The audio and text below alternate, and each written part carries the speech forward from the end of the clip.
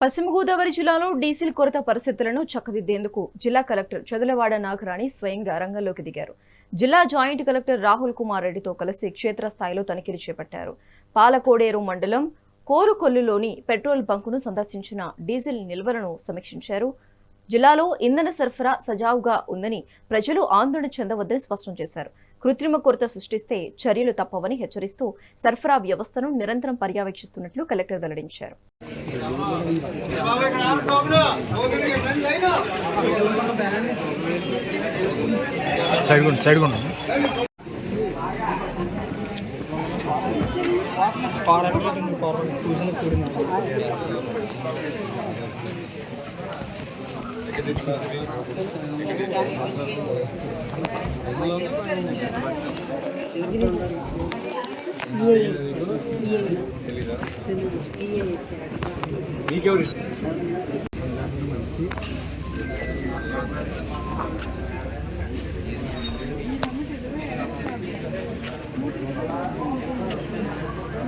మా వాళ్ళు కోరుకోలకి చెప్తున్నారండి రాజు ఈ రెండు ఊర్లు మేమే కొత్త